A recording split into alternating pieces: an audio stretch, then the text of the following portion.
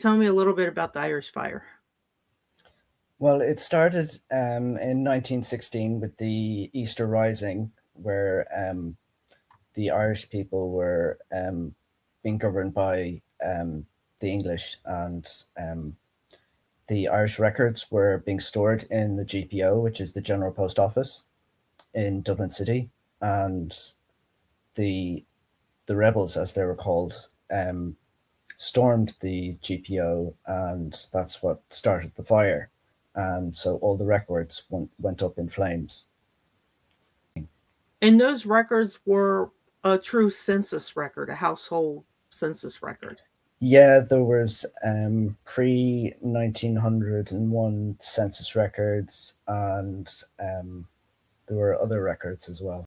The next thing that is a struggle for Irish sourcing is Irish privacy laws, which are very much different than we have in the United States. What are the Irish privacy laws?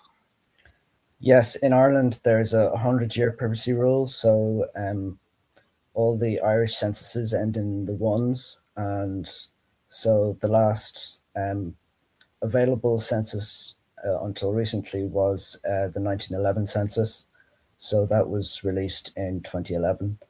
The fire was 1916.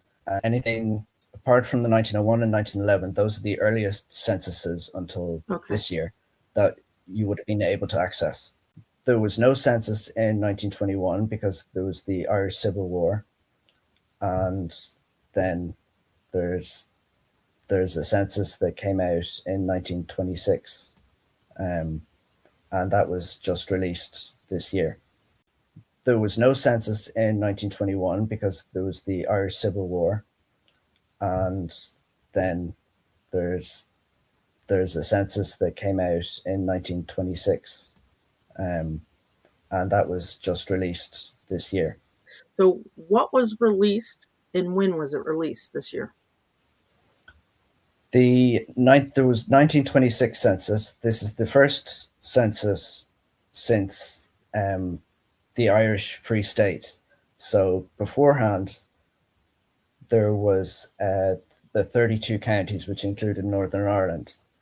This 1926 census is just the 26 counties of the Irish Republic. So it doesn't include the 6 counties of Northern Ireland.